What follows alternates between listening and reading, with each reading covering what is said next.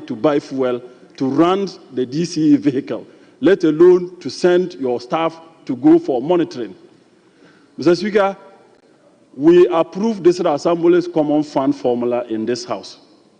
Monies that are supposed to send to the assemblies are not sent. We sit at the common fund secretariat, procure equipment, procure logistics to the assemblies when the assemblies do not even need this equipment. Mr. Speaker, let's also look at the IGF, the law that should enable the assemblies to generate IGF. That law is moribund. Mr. Speaker, poll tax. Poll tax, if you go to collect poll tax, Mr. Speaker, at the end of the day, the cost of collection is higher than what you are going to collect. So we need to look at the laws too, so that we can empower the assembly. Let's fortify the assemblies so that they can generate, more IGF. Mr. Speaker, political interference is one of the challenges that face most of our assemblies. As a district chief executive, Mr. Speaker, you are protecting your seat. So you dare not even go to say that people should pay property rate, people should do A, B, C, D for you to generate enough money for the assembly, because your party will come after you. Your party chairman will not understand why you are asking them to pay property rate. Mr. Speaker, so we need a holistic discussion on this matter. Very good statement. Let's just don't talk about it and throw it to the dogs. Mr. Speaker, refer this statement to the local government committee so that we can discuss it and make serious recommendations. Particularly the Common Fund Secretariat, they should stop deducting monies that are meant for the assemblies. We should not. If we continuously doing that, we will be pretending to be working, we'll be pretending to be at least sending governance to the people. Meanwhile, we are doing nothing. Mr. Speaker, how on earth can you send 400,000 to the assembly when you know the cost of a unit classroom, 3-unit classroom block? Mr. Speaker, when I was DCE, we were guided that any time common fund is released, we should be embarking on at least projects, physical projects, construction of chief's compound, construction of 3-unit classroom blocks. So anytime payments were made, they want to see the DCE making payment or allocation for the construction of physical projects. Now, if you want, go and check the assemblies. The monies that are being sent to them, Mr. Speaker, they just use it for the day-to-day running of the assemblies. No assembly can physically show that this is what they've used their common fund for over the period. So, Mr. Speaker, we cannot be pretending to be developing our people. Thank you so much. I've enjoyed your submission. Indeed, you were a former DC. Let me come to leadership. You didn't take your time. So, minority leadership. Thank you very much, Mr. Speaker. I want to take this opportunity to thank the maker of this statement. I know that he is somebody who has been in the local government committee for quite some time, and all the observations and all the monitoring that has been made, that has necessitated the maker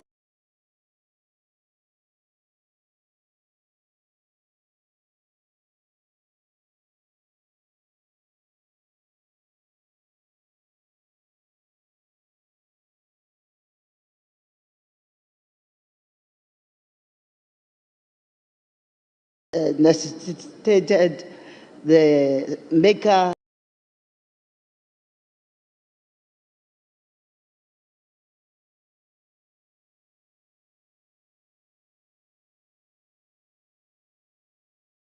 we pride ourselves that we have a very strong local governance system and structures. Mr. Speaker, yes, I will admit that that is so. But as a country, I don't think we've looked back to look at the need to review a number of things. Mr. Speaker, a number of countries have paid a benchmark visit to Ghana to learn of our local government systems. And the interesting thing is that they've gone back to improve on what we have. And it is very interesting. I will cite the case of Zambia. Zambia learned of our 1 million one constituency system.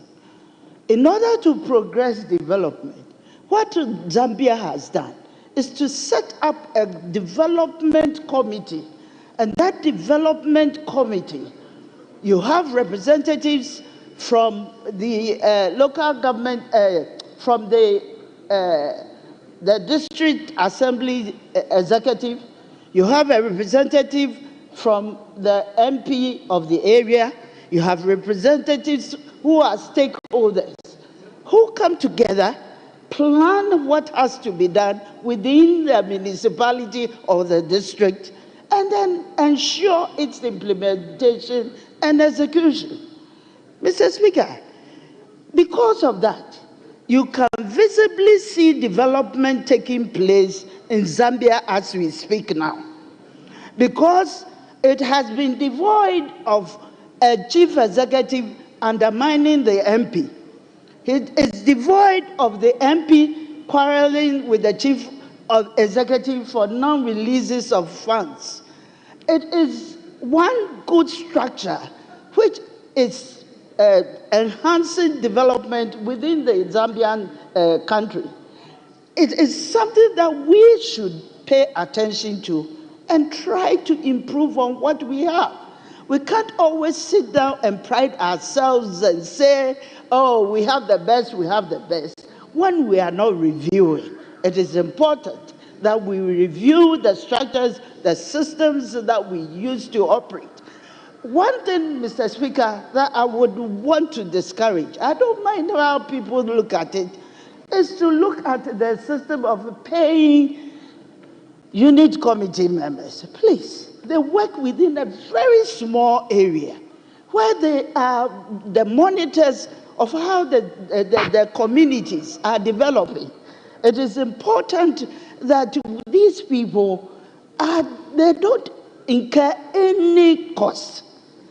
I have never been for the idea that we should be buying motorbikes and paying ex gratia to assembly members. It's something that I really don't subscribe to. It is important that we look at systems that will help us to develop faster than we are doing. And it is also very good that we devoid ourselves of the clashes that we have within the system. That doesn't make us grow.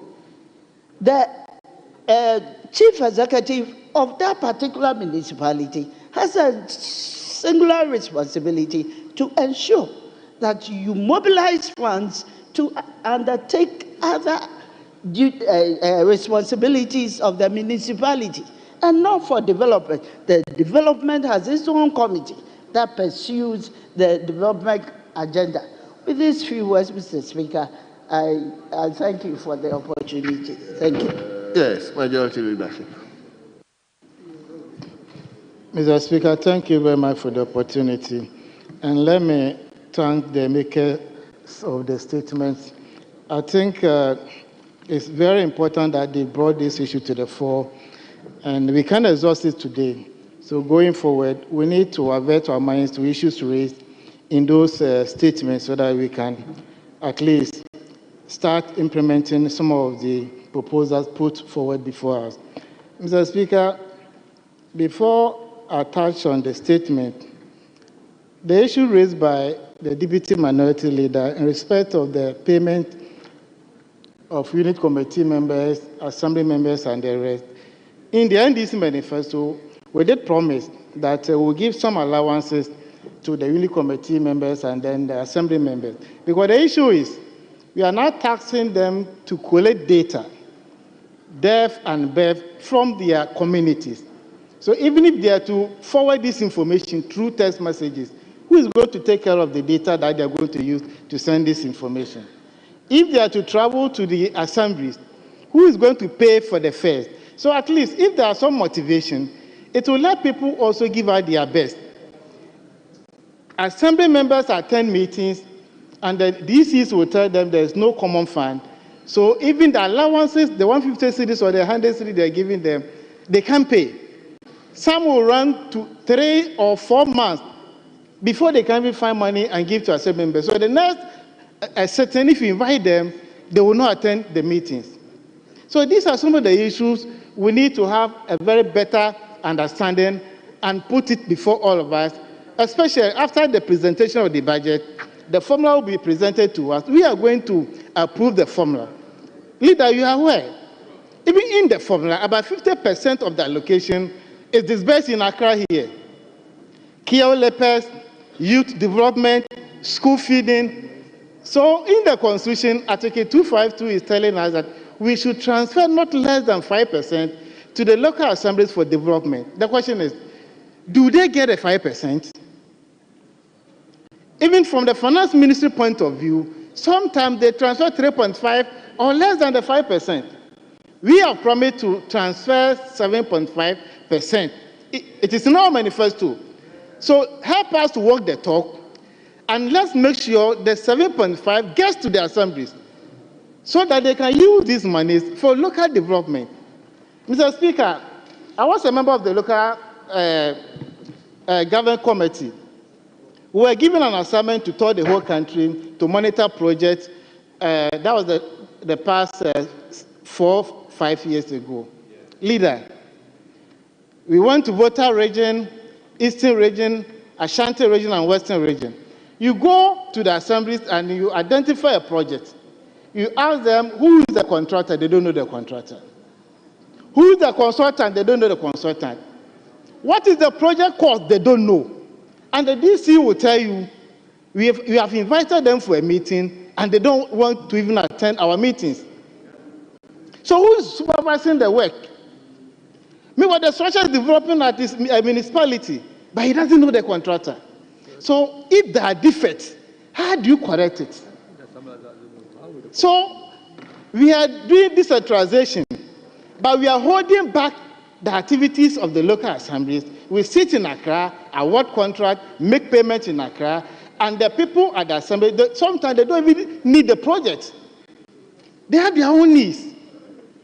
We need to review it. We need to sit down with them, let them give us their priorities so that we invest the money into those areas. You mentioned the 1 million per constituency that the Zambia people came and tapped on it, and they enhanced it, and it's helping them. In our constituencies, who can tell me he's aware of $1 million transfer to the constituency? So on paper, we are doing well. But if you go to the ground, we are not walking the talk. It was a propaganda thing we did. Unless we have evidence to prove that Bia East, for the past 8 years, we transfer 8 million Ghana cedis. These are the projects. And these are the projects we use the money to execute. So, Mr. Speaker, we do propaganda with everything. Yeah, hold on. Let me give it to them. So, Mr. Speaker, enough of the talking. Let's stop the propaganda. Let's make sure that what we are saying is what we are doing on the ground. You can't announce to the whole world that every constituency has received 8 million Ghana cedis worth of project. Meanwhile, you have not transferred even 500,000 to the assemblies. What kind of local governance are we talking about here? Mr. Speaker, the local governance service, they sit in Accra, do recruitment, transfer or post these officers to the local assemblies. The DCs are not aware, they don't know their background. You go to some assemblies, you have about 3 deputy coordinating directors sitting idle, no space to even work. But every month, they draw salaries from consolidated fund. Are we not wasting resources? So these are some of the issues we need to come together as a house and deal with them. If not, if you do all the computation, you come to a conclusion that 5.3 billion Ghana cedis is transferred to the local assemblies for, let's say, 2024. What is the impact? Check from 2023, 2024. Common fund is still owing the assemblies, including members of parliament here. Our project fund has not been paid. The year has ended. A new government is in place now. They are going to put together a new formula for approval. What about the arrears? But on paper, it is written, oh, we've transferred this money to the Assembly for Development. Where is the money? Where is the project? So you see projects springing up at various communities. Contractors have abandoned site because of non-payment of certificates. So these are some of the issues we need to avert our minds to so that we come together as a house and deal with them. But 7.5% budget. Because we've signed a social contract with the people. We've promised the people and we will deliver. Mr. Speaker, with these few words, I thank you very much for the opportunity.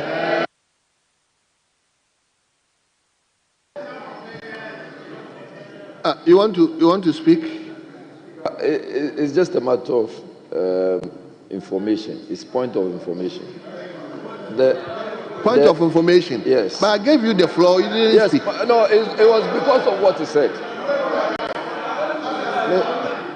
Mr. Speaker, it was because of what he said. Honorable, why? Honorable members, please.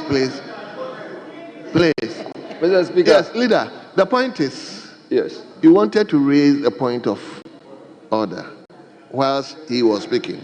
I gave you the opportunity, but you sat down. You didn't observe me. I gave you the opportunity. Mr. Speaker, with all due deference to you, I actually thought that you were asking me to sit for him to finish. Oh no, then he didn't get it. He didn't get it. But Mr. Speaker, you know I respect your seat, so fine. I did so. Fine. Mr. Speaker, it was just a statement or a point he made with reference to the fact that 1 million is paid into accounts. But you said so. If you check, members, please. So what was it? Mr. Speaker, all I'm trying to say is that those amounts of monies are not paid into accounts. They are given to the agencies that work, and when contractors are done working, they are paid. That is all. Well. Your information is well noted. Honorable member for Elmina. Why? Is there any issue? Yeah, he's misinforming the House. Yes. It was supposed to be $1 million to the assemblies.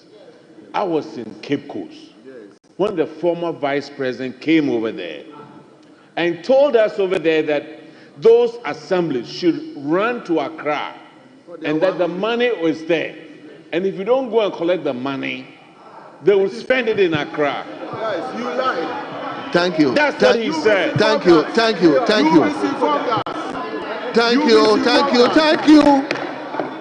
it was with you. Honorable member, it's okay. It's okay. Well noted. Well noted.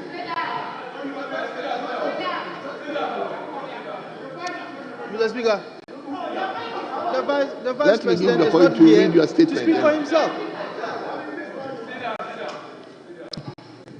Honorable members, this I think these are red herrings. We don't need to. This statement has been made.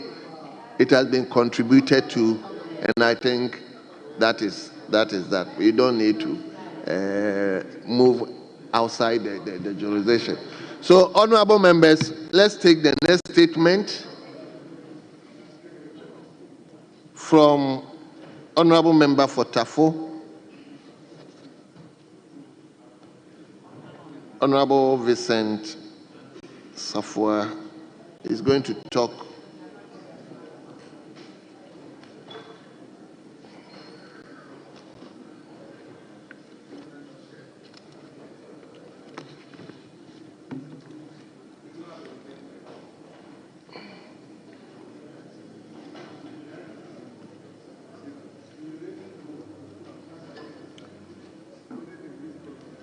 Honorable member, you are going to talk on education at a crossroad. Education at a crossroad.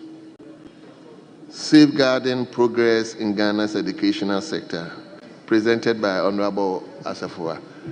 But Honorable, before you leave, let me acknowledge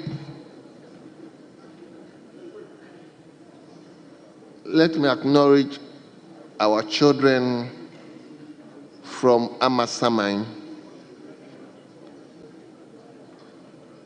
They are Visila International School.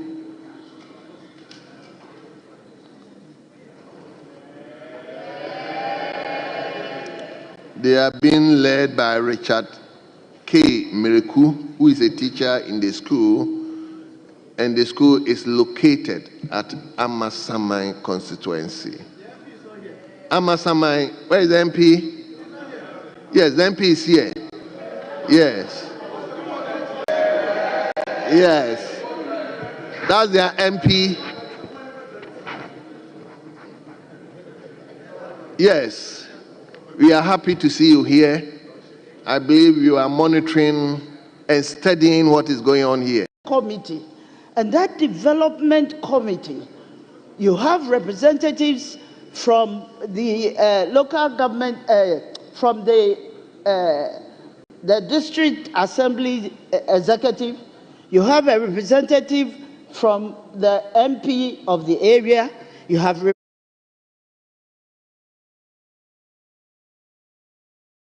representatives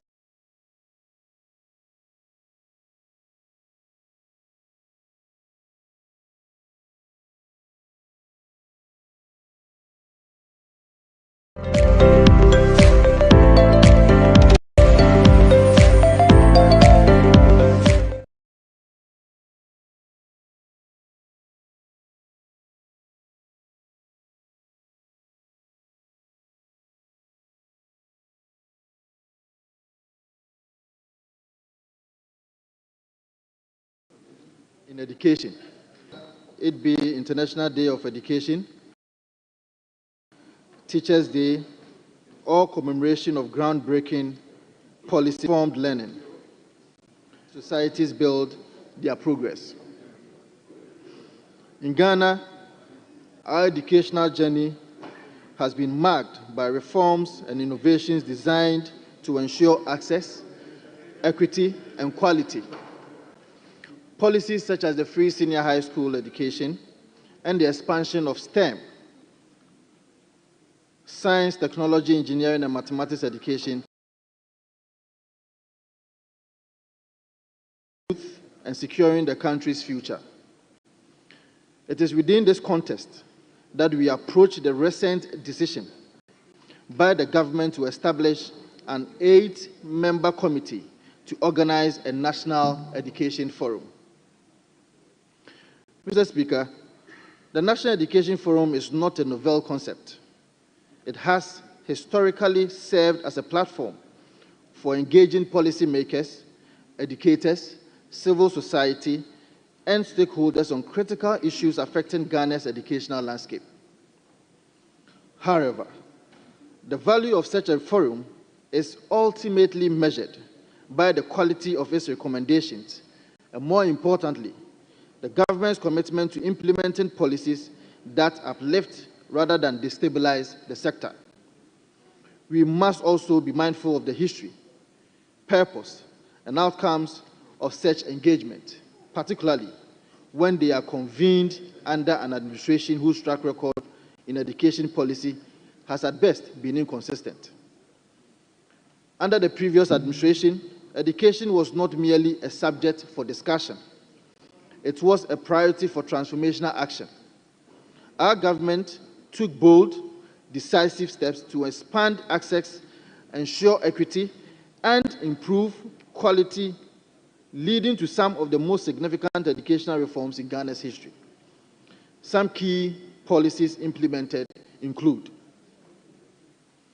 free senior high school education, a revolution in access to education. The free senior high school policy implemented in 2017 broke financial barriers that had long prevented thousands of Ghanaian children from pursuing secondary education. This policy significantly increased enrollment, particularly among students from economically disadvantaged backgrounds, ensuring greater access to education for many.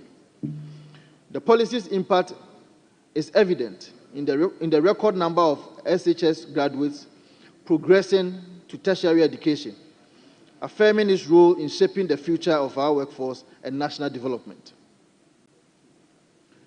Expansion of STEM education, positioning Ghana for the future. Recognizing the importance of equipping students with 21st century skills, the NPP government made significant investment in STEM education. The establishment of STEM-based senior high schools, modern science laboratories, and training programs has enhanced Ghana's capacity to introduce world-class engineers, scientists, and innovators. By prioritizing STEM, the previous government laid the foundation for a technologically driven economy, ensuring that Ghana's youth can compete on a global stage. The government established the Ghana TVET service to improve the management and delivery of technical and vocational education and training. Several TVET institutions were upgraded, and new centers of excellence, an aggressive school infrastructure expansion program to accommodate the growing number of students under the free senior high school education. New classroom blocks, dormitories, and science laboratories were constructed across various secondary schools.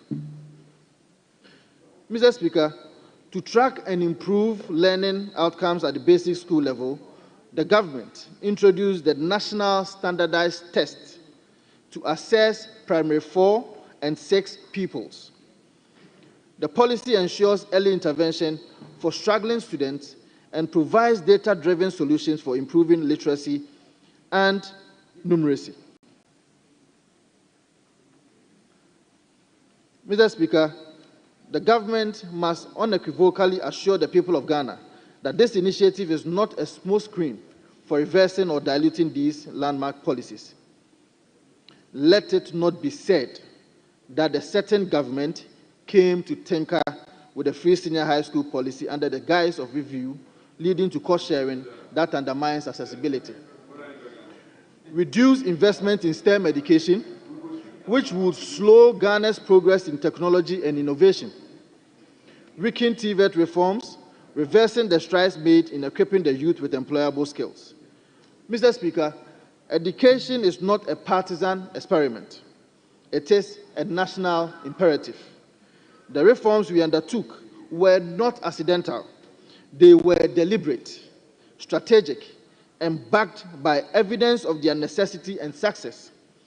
Any government that seeks to build upon these reforms must do so with commitment to expand and improve, not regress and erode. We, on this side of the House, Mr. Speaker, will vigilantly monitor the proceedings and outcomes of this forum. We will hold this government accountable for any decision that threatens our future, especially the future of our students, teachers, and the broader education sector. The people of Ghana will not forgive any administration that seeks to roll back policies that have lifted millions out of educational disadvantage. With these remarks, Mr. Speaker, I welcome the committee and encourage them to work with transparency, foresight, and a firm commitment to national progress. However, let it be known that any attempt to use this forum as a backdoor to undo the transformative educational policies of the NPP will be met with firm resistance. Thank you so much, Mr. Speaker, for the opportunity granted me.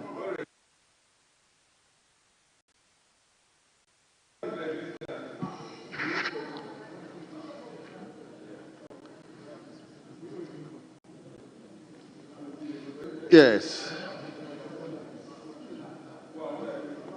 Why should we sit down? Why should we sit down?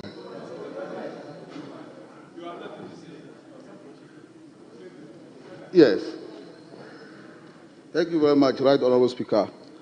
Right Honourable Speaker, I rise on Order 64-1, fortified by Article 102 of the 1992 Constitution. Mr. Speaker, and I read the Article 102, a quorum of Parliament, apart from the person presiding, shall be 1/3 of all members of Parliament. Mr. Speaker, if you look at the members in the House, we are not up to 1/3 of the number required to carry on with business of the day. So I want to plead with you so that we can adjourn the House till tomorrow. Thank you very much.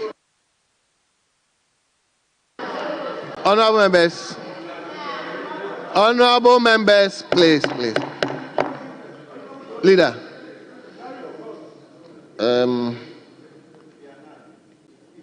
our brother has raised column. I'll ask table to ring the bell.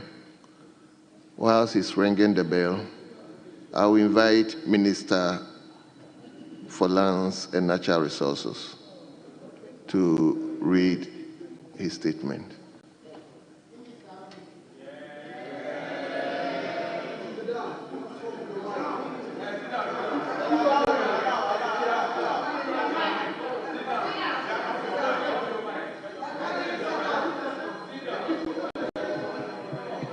Honorable members. Thank you, Right Honourable Speaker. Right Honourable Speaker. Yes, we will discuss this together. Because my brother, I thought he was going to comment on the statement rather than to raise a column. So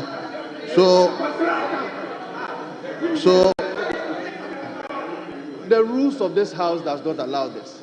As soon as there is a statement, what I'm saying is we will discuss it together. Let's listen. There should be comments. The rules of this House does not allow that. The standing orders does not allow that. When there has been a statement, Mr. Speaker, respectfully, there should be comments that is coming from members.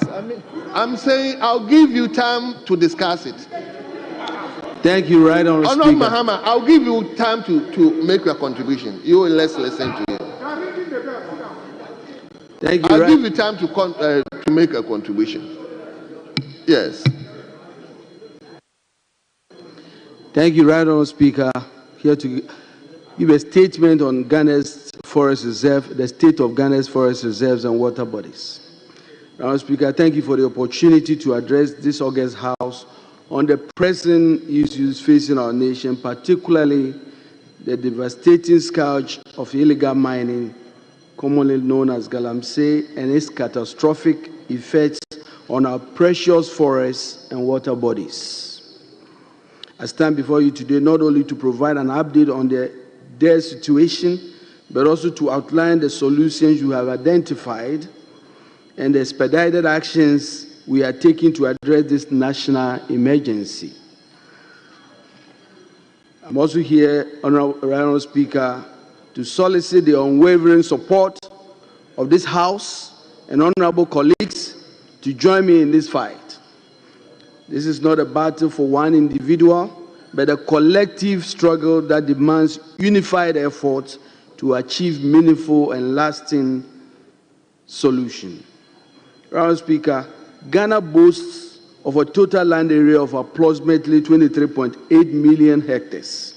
Of this, about 3.6 million hectares, which is 15% of our total land area, are designated as either forest reserve or wildlife protection areas managed by the Forestry Commission. These include 288 forest reserves and 21 protected areas scattered across the country. As we know, our forests and wildlife resources have long been major contributors to Ghana's economic development. They provide formal and informal employment, sustainable livelihood, rich biodiversity for ecotourism, and generate foreign exchange through timber exports. Beyond their economic value, our forests play a critical role in climate regulation, serving as nature-based solution to mitigate the impacts of climate change. So, Speaker, despite the numerous benefits we derive from the forest and our increasing knowledge about the importance of forests to our ecosystem and well-being, Ghana's forests continue to be under serious threat of deforestation and forest degradation due to factors known to all of us.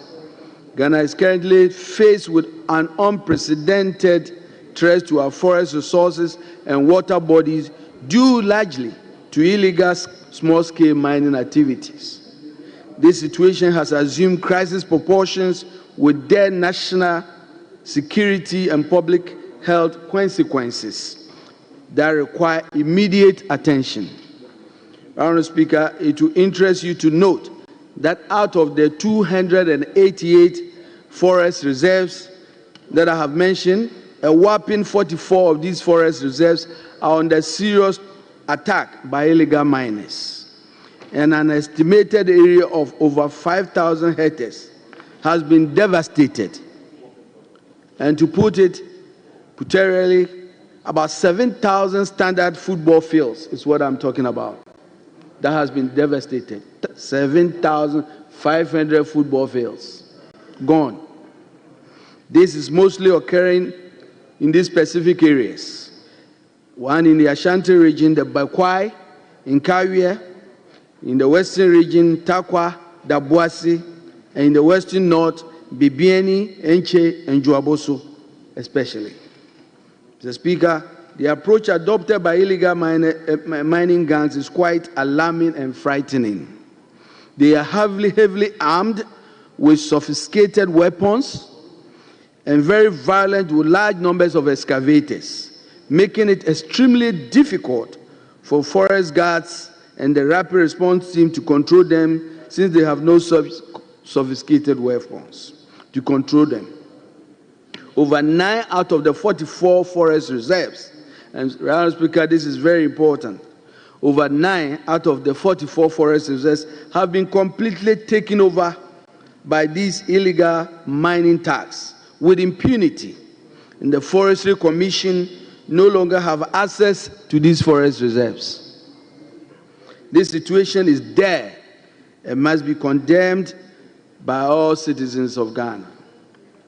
Mr. Speaker, the impact of illegal mining on our water bodies, which is the second phase, is critical and equally alarming. Among the 3 water basin systems in Ghana, which is the Volta, Southwestern, and the Coastal Western Basin systems, the Southwestern Basin system is most impacted. The rivers that form the Southwestern Basins are the Ankobra, the Pra, which is made out of Fame, Brim, and Odan, and the Tano and Bia. According to the Ghana Water Company, the normal turbidity levels for water under treatment should not exceed 500 NTU. However, the current turbidity levels of these water systems are between 5,000 and 12,000 NTU. The Ghana Water Company has had to shut down some treatment plants in Takwa at the point due to overpollution from Galamsey. Mr. Speaker, the pollution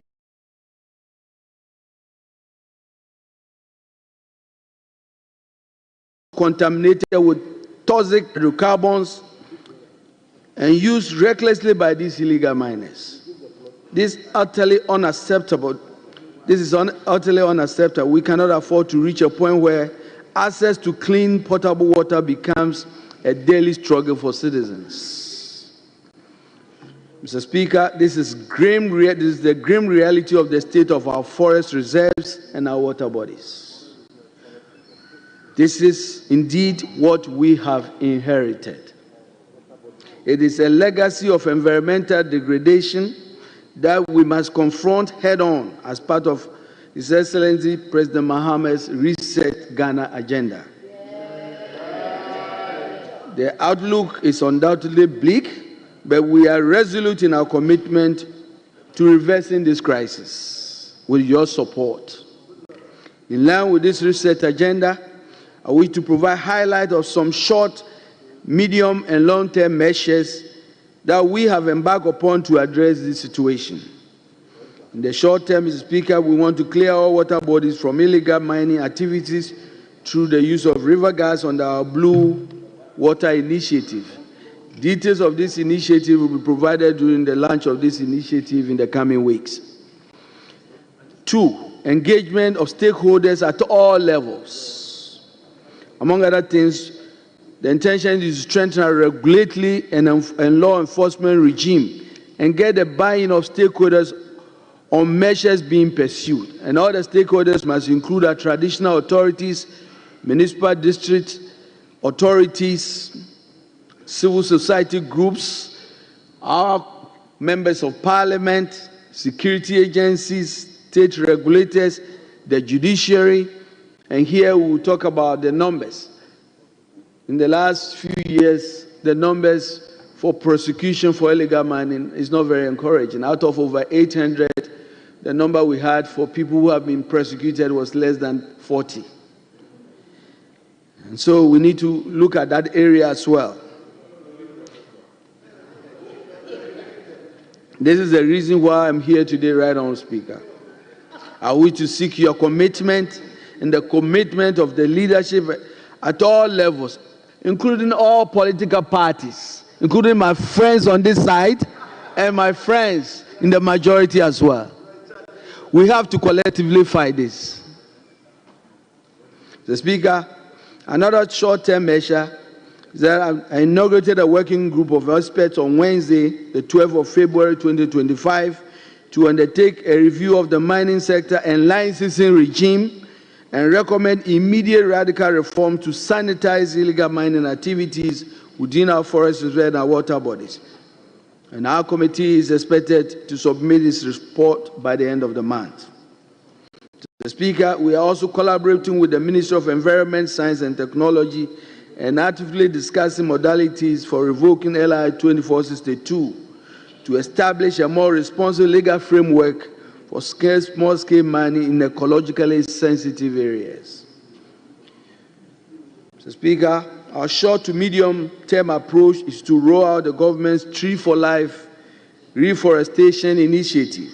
This ambitious initiative aims to restore degraded landscapes by transforming areas ravaged by illegal mining and other drivers of deforestation into ecologically functional landscapes. We intend to promote sustainable forest management, conservation, and reforestation to combat diversity loss, water pollution, climate change, and environmental degradation, threats that now pose an existential threat to our very existence. We recognize that many young people turn to illegal mining due to lack of sustainable employment opportunities. As part of our long-term strategy, we are also exploring a lot of other alternative, sustainable livelihoods to reduce dependence on galamsey and other illegal mining activities. Mr. Speaker, I conclude with a heartfelt appeal to all of you, our colleague members of Parliament, Ghanaians, to join in this fight against galamsey. Let us unite to support the measure outlined today. We owe it to ourselves, our children, our future generations to safeguard our environment and secure a sustainable future for our beloved nation. The time to act is now. Together, we can and must prevail. I thank you. Thank you very much. Honorable members, I'll invite, we'll come to this topic, but I will invite Honorable Mahama to make his earlier comment on the first statement, then we will shift to this one. So, Honorable Mahama. Yeah, Mr. Speaker, thank you very much. I rose on my feet substantially on two major issues to seek direction from the Speaker on the matter that you had to rule on. You had given direction that we should discuss the statement made by my honorable colleague, honorable member for Old Tafo. And a member raised an issue with quorum. Substantially, it puts the issue on hold, and you gave direction according to Order 64-4, where you said the bill will have to be ranked, discussion will go for 10 minutes, and then a head count done by the clerk at the table, and then we will determine whether quorum has been formed. Without risk of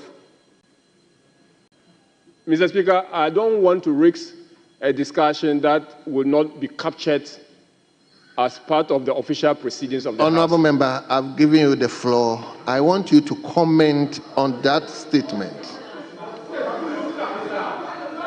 Oh, honorable members, please. Why?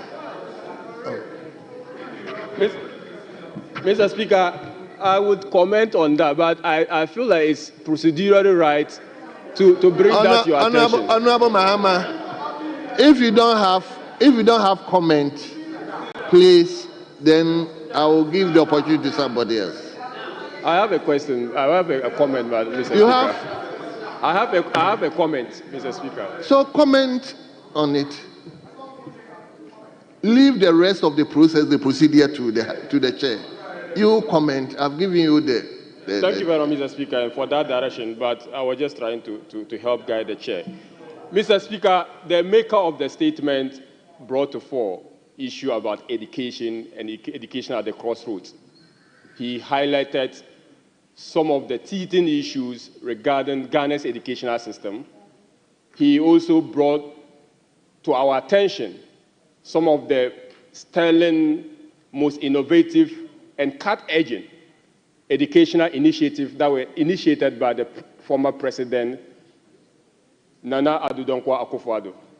But the most important in that statement to me, and that should engage our minds, is his comment on the flagship program of the previous government, that is the free senior education program. Mr. Speaker, I have had the opportunity of writing some papers on education. And I remember when I was doing my second degree, I wrote about gender inequalities in primary school enrollment and the factors that probably would necessitate or, if you like, determine whether a person will enroll a female or a male student in school. Mr. Speaker, one of the findings was the financial status of the parents. And Free Senior School basically took away this burden and made education accessible to every Ghanaian, irrespective of where you were born, irrespective of the financial status of your parents. And I think that this program will have to be safeguarded. It is in tandem with the Constitution of the Republic that education should be progressively free. And then any attempt by any government to introduce any impediment to access to education by way of parents paying, i.e., would not be in furtherance of the Constitution of the Republic of the country. Mr. Speaker, there are recent talks about parents having to pay for some part of parent-teachers association dues. There are recent talks about engagement with institutions to ensure that education is actually being contributed to by parents. Mr. Speaker, I think as a House, the Free Senior High School legislation could not be passed by this House in the previous Parliament. Thank you. We will have to pass this Parliament. This Parliament will have to pass it, ring-fence funding sources for education, and make sure that it is accessible for everyone. Thank you, Mr. Speaker. Thank you very much. I'll take the last statement, last comment. I'm saying I'll take the last comment. So I'll either give it to the former minister or...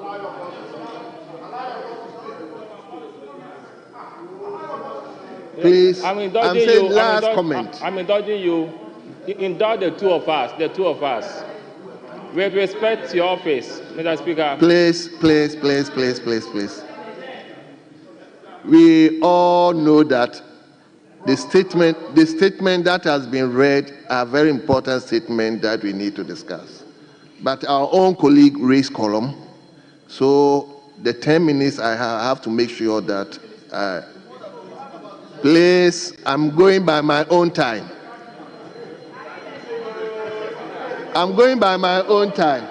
So let me hear you. Mr. Speaker, you are a nice man. Thank you for the opportunity you've given to me. My honorable friend, Vincent Eko Asafua, has made a profound statement and I commend him for the statement he's made. Mr. Speaker, education is the core of societal development and progress. Between 2010 and 2020, Mr. Speaker, the NDC administration introduced an education strategic plan that spanned between 2010 and 2020. When the NPP took over, we also had a strategic plan by reviewing what the NDC had put in place because it was ending in the year 2020. We also came up with a plan that spanned the period between 2018 and 2030. And because, the Speaker, this document is there, I was expecting the current government to at least examine this document and see the positives, the strengths, and where there are weaknesses, then they can revise those weaknesses so that we move forward. For me, that is how we need to proceed as a country. We don't have to reinvent the wheel. The Speaker, if you look at the document we have right now, that was overseen by Dr. Matabuku Pempe and Dr. Ose Yao Aduchum. It is a comprehensive plan. In the year 2017, we did what we call the education sector analysis based on some of these documents. And we came out with gaps in those existing documents, and we had some suggestions moving forward. That is why we were able to introduce the free technical education intervention.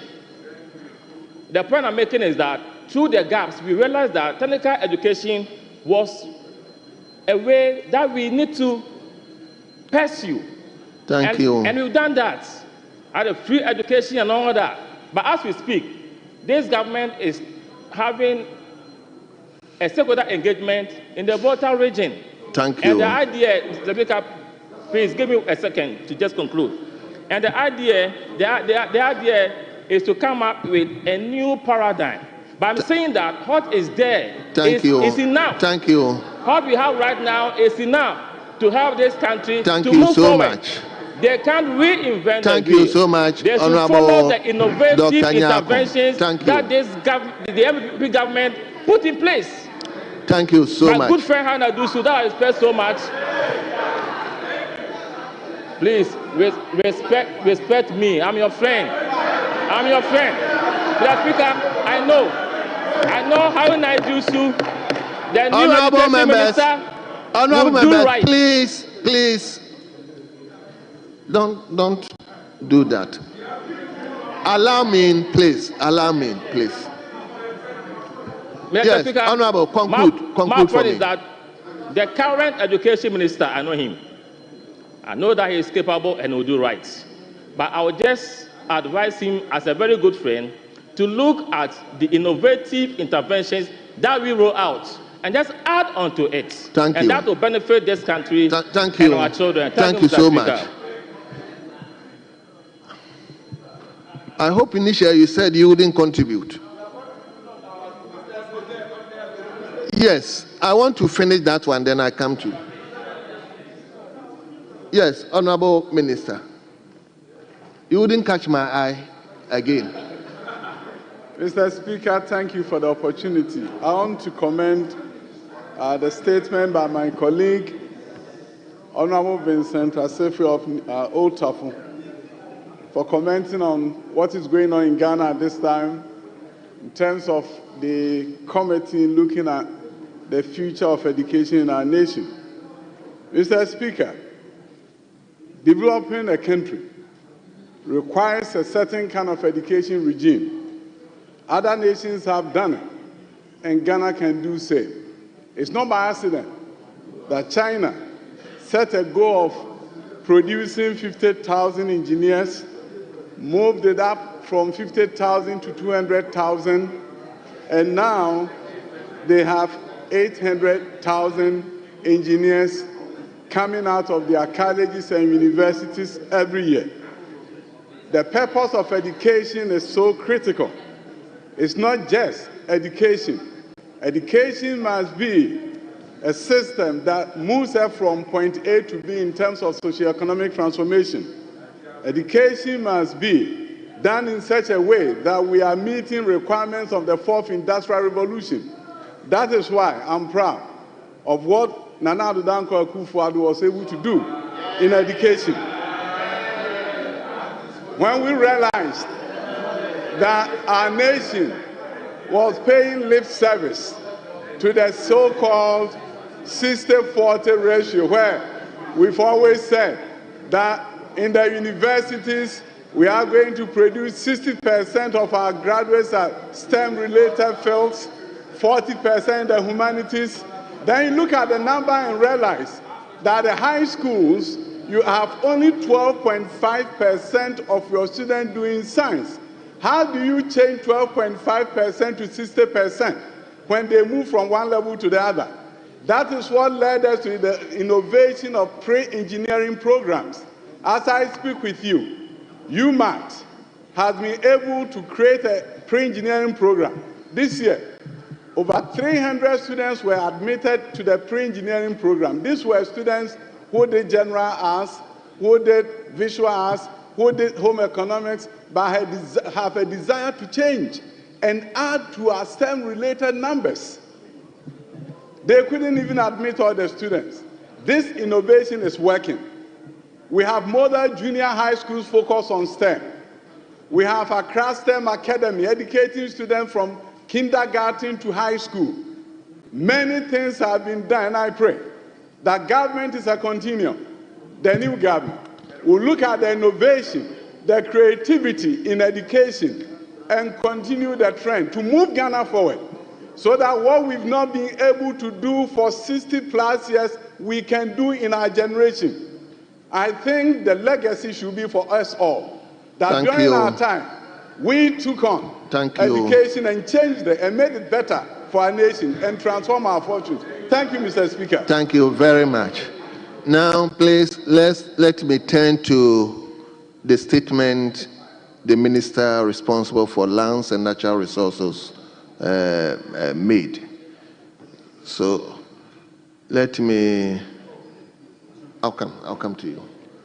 Let me start from Professor Bayo. Yes, let's hear you. I'll come to you. Mr. Speaker, thank you for the opportunity.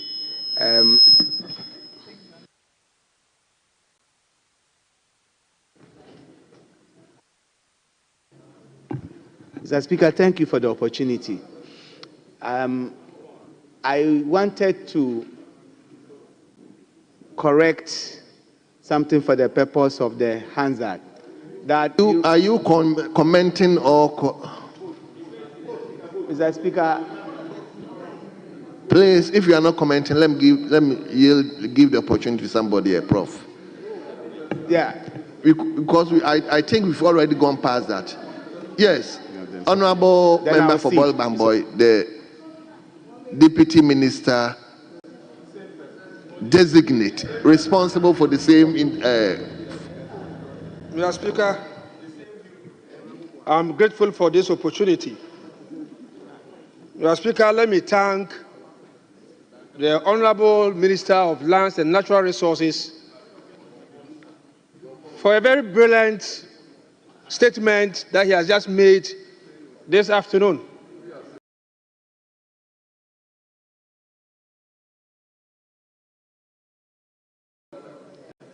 Mr. Speaker, I'm not thanking him just for the statement, but I'm also thanking him for the speed at which he has started his work. In less than a month, you agree with me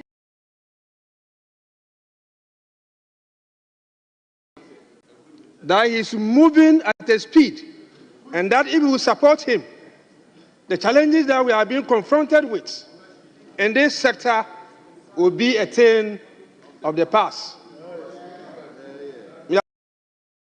Mr. Speaker, he has demonstrated preparedness, competence to resolve the issues confronting that sector. That's right. Mr. Speaker, these problems that we are all faced with are problems that have been there for a very long time. But we must get them resolved at a point. And to get them resolved, we will need all hands to be on deck. And that's exactly what he's doing. He's calling for stakeholder engagement. He's calling for other political parties to come on board. He's calling on MMDCs to come on board. He's calling on all Ghanaians to come on board. And that's the way to go. I doff my cap for you, my honorable minister, for this laudable approach you are using in solving such problems. Mr. Speaker, as for the challenges, they are clear. And the data exists to show that our forest cover is being depleted. Like he said in his statement, as we speak, 44 of our reserves are gone. Wow. They are gone to, if you like, illegal mining. Mr. Speaker, again, if you read the records, you read the reports everywhere, Ghana Water Company is suffering. It's suffering because of the way our water bodies have been destroyed. And we cannot wait even for a moment. We need to act and act speedily. And that is what my minister is doing. Today, I'm a very happy person because if you have such an active person at this strategic place, then you are rest assured that you are getting solutions. Thank you. Thank you. Please. He's supposed to comment not more than 5 minutes, please. Mr. Speaker, I'm here to start. You are here to start? Yes. Your time is up. Let's give the opportunity to member for Takrady. That's one. Mr. Speaker, just conclude.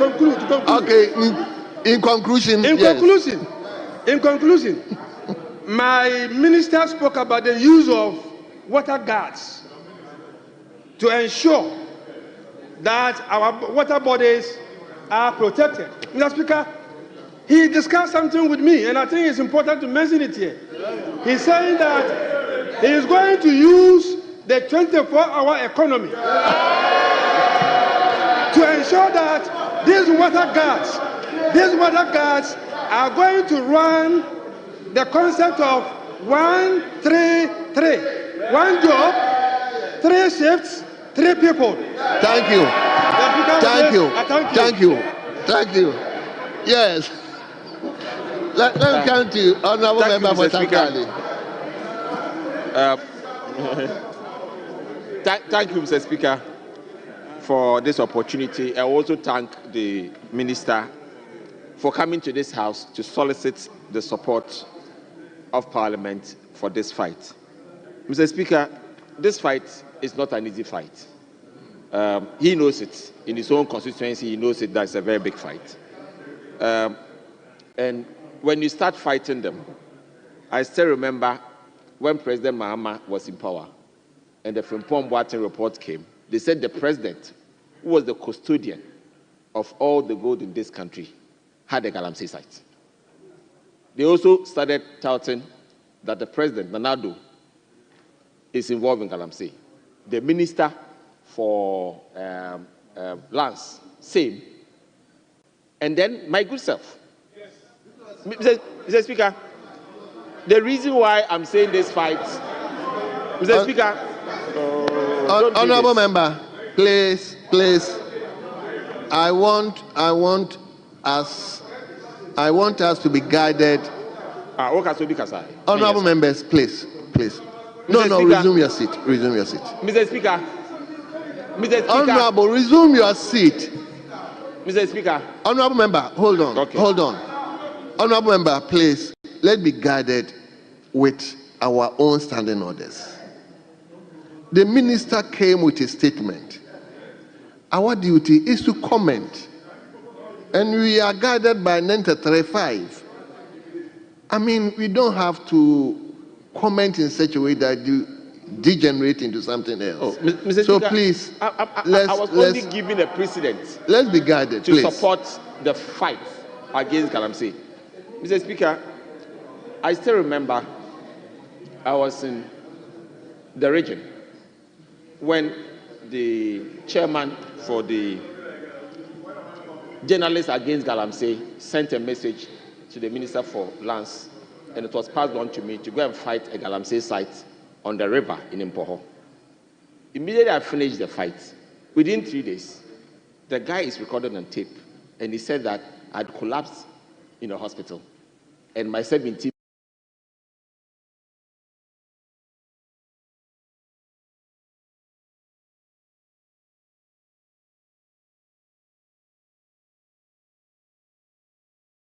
have been taken away by my driver.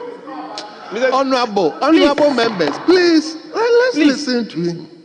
The fact of the matter is that the minister should be guided that this big fight is restarting. It's a big fight, and it's going to come with a lot of challenges, and therefore we all need to support him. Mr. Speaker, because the water we drink, we all buy them from outside and drink them. So if the water is destroyed, it affects all of us. That is why we need to be strong to support him to fight it. Mr. Speaker, the minister has also made mention of setting up a committee that he expects them to report back to him by the end of this month. I think it's a good idea. But I want to promise him, any licensing regime that start and stop in Accra will not solve this problem. Because most of the times, the districts do not own the process and therefore do not know where all the mining sites are. But we know that in the law, we have the district mining committees where the chief is a member, the district police commander is a member, the district chief executive is a member, the minerals commission is a member, and then the association of small-scale miners or miners in the district are also supposed to be a member. I believe that henceforth, when they get the recommendation, you should insist that that should be the committee or the body issuing these licenses, and then Accra can then top it up. Because if we don't do that, there's not going to be any community ownership, and even the fight itself also has to be owned by the community and the district. Otherwise, we are going to have a big challenge in fighting it, because that has been our method of fighting everything from Accra. In fact, by the time soldiers even move into the districts, I mean, the Galamseyers, they have been informed and they ran away. In fact, when we were fighting it in those days, when we go in the morning, they are not there. In the afternoon, they are not there. When you go back the next morning, you realize that they are come to do operations in the night. And this is very difficult for our agencies to be able to stop them. Going forward, he has also made mention of the river gas. And I believe that is a good thing. In fact, we trained a lot of river gas. We only deployed them for a few periods because of morality issues. Because along the lines, what we realized was that those fighting Galamsey, from the police to the army to immigration, along the line, it became a different story altogether. So I believe that now that we have digitalization, I'm concluding, Mr. Speaker. Now that we have digitalization, it is important if we can do and implement and invest in solar CCTV cameras along the rivers. So that we can use that to check the river gas and also to check the Galamsey. Thank you so much. Mr. Speaker, with these few words, I believe that it is time we support him. I've enjoyed your contribution. That's why I allow you to go beyond. And now it has come back to him to get this resolved. Thank you very much.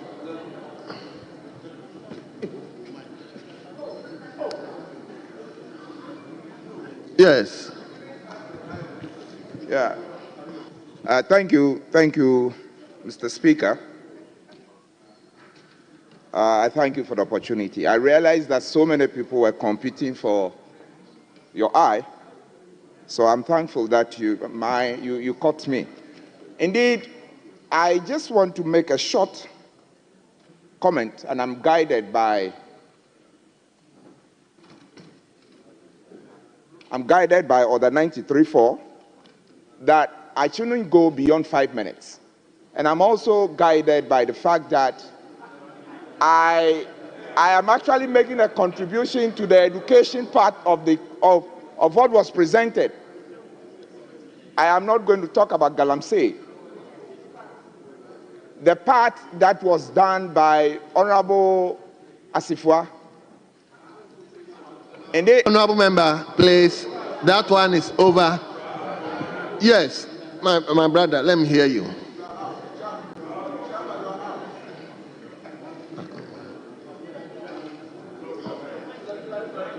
Yes. Thank you, Mr. Speaker. The hour is now, and the time is now. It's been decades when Ghana had been making efforts to eradicate illegal miners from our water bodies and our forests. But what is the action? Our actions always stay in the armchair.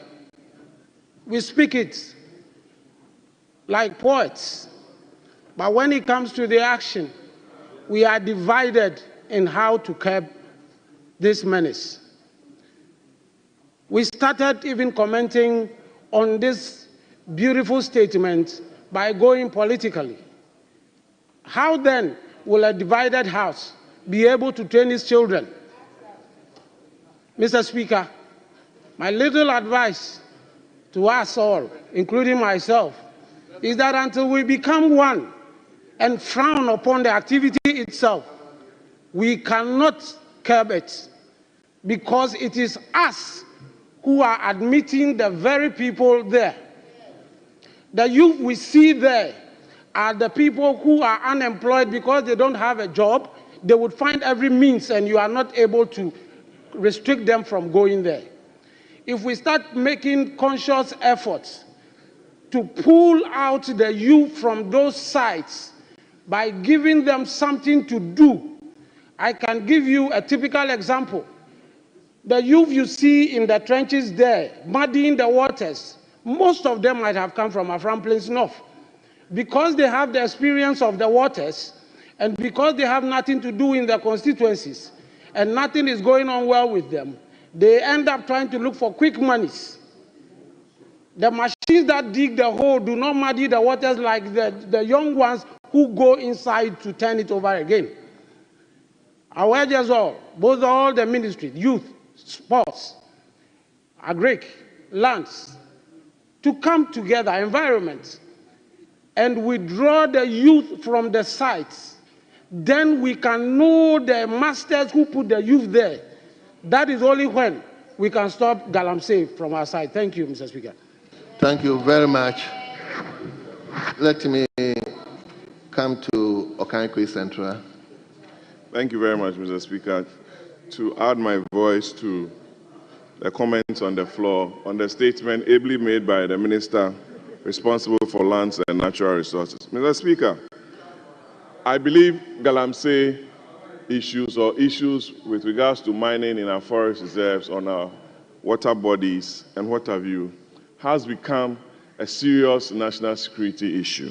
Mr. Speaker, it requires serious political will on the part of the executive, the legislature, and the judiciary to stem this canker. Mr. Speaker,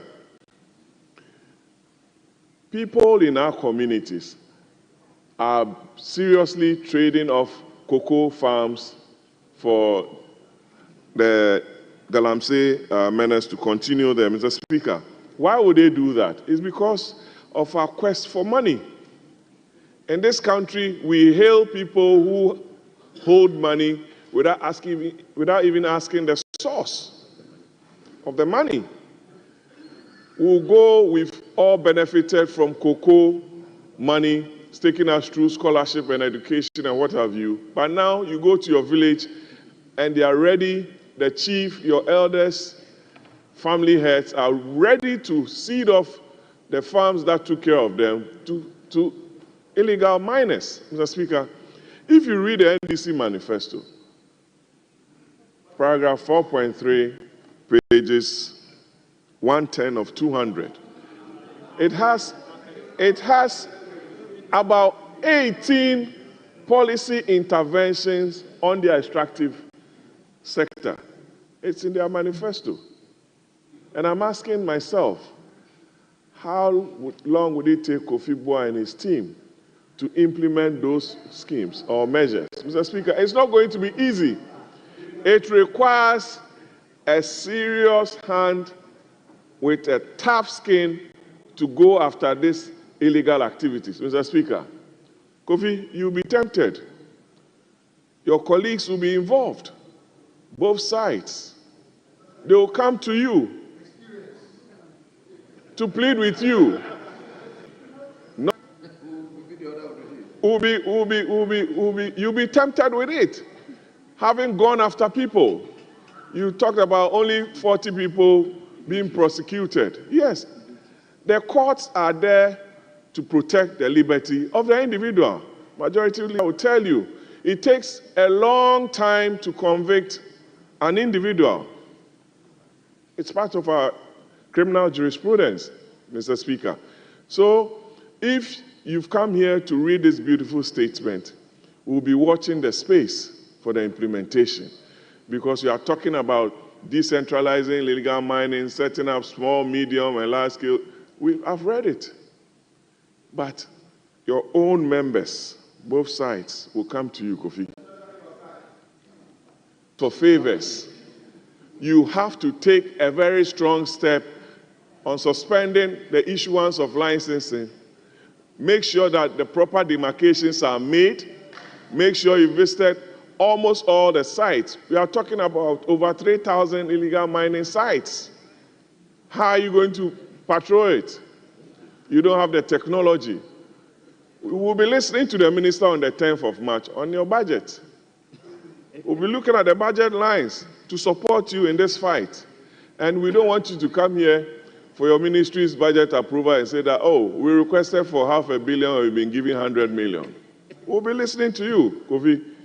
So we pray for you.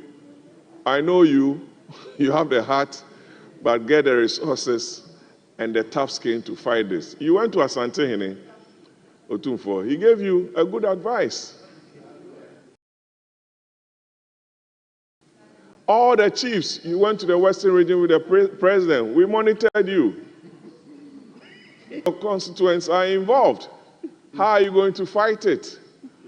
You'll be thinking about your seat. You'll be thinking about how the NDC will.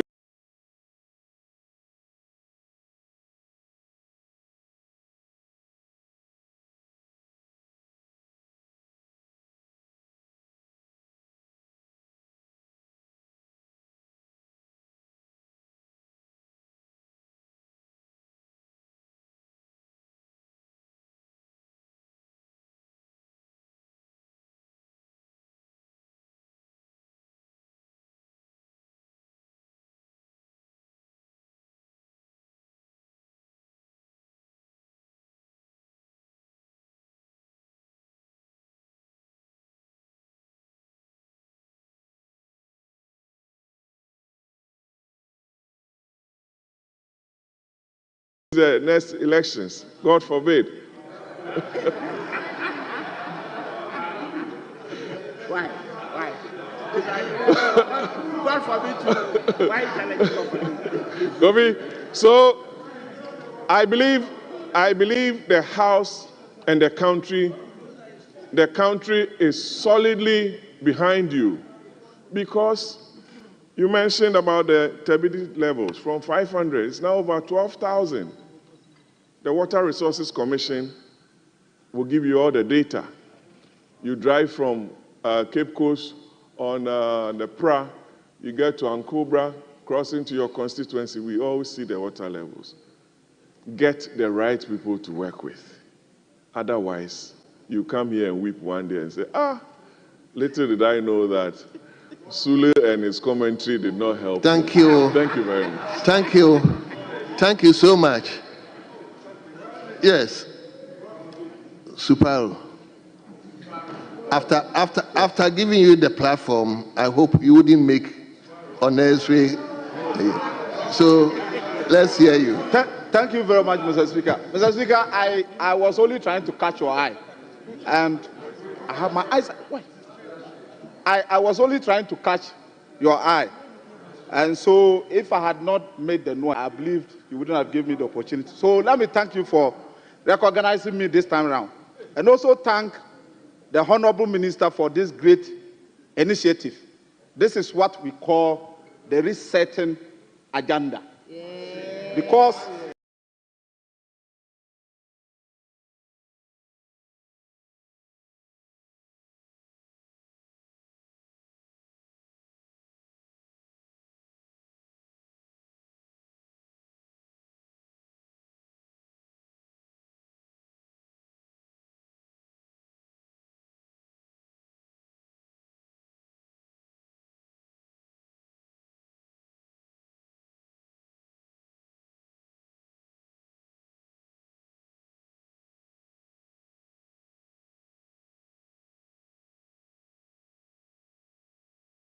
this is the first time we have a minister coming to this house to let us know that all of us here, Mr. Speaker,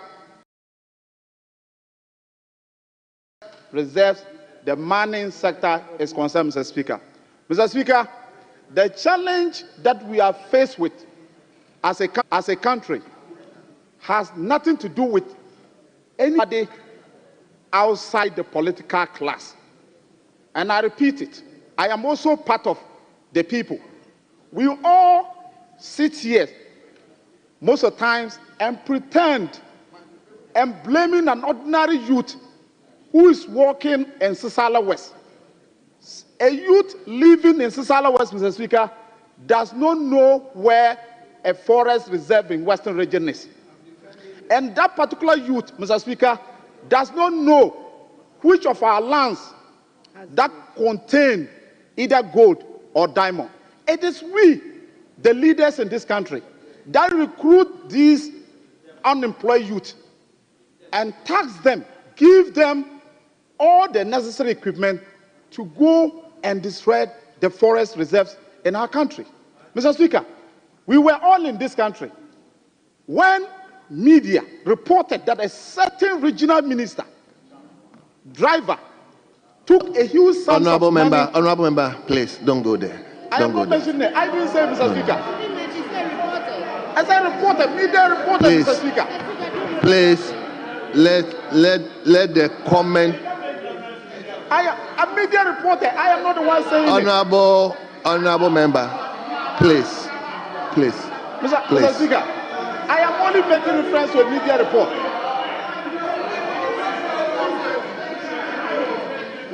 Okay, conclude.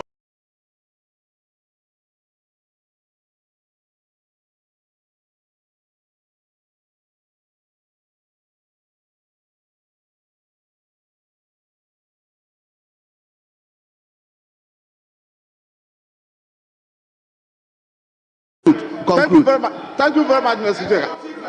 We were all in this country when the media reported that a certain regional minister, huge sums of money, millions of cedis,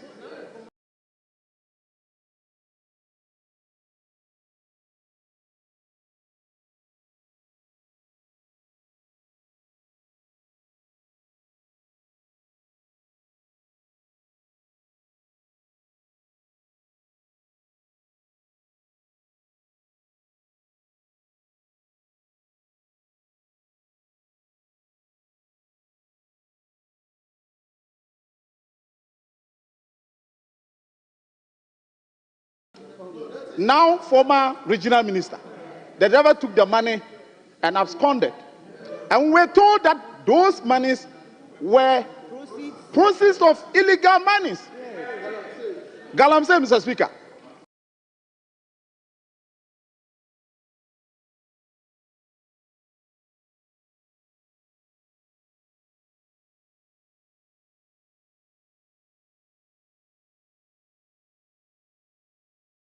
Mr. Speaker, but when we give opportunities to ourselves to come out with solutions, we dance around the issues and rather try to blame innocent youth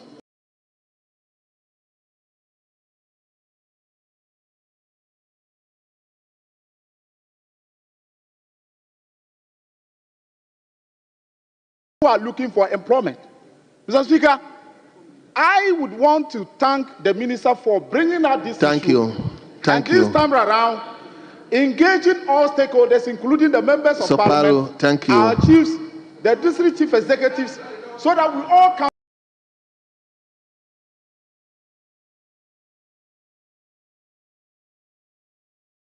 together. Thank you very much. This as a national issue and address it as such. Thank you very much.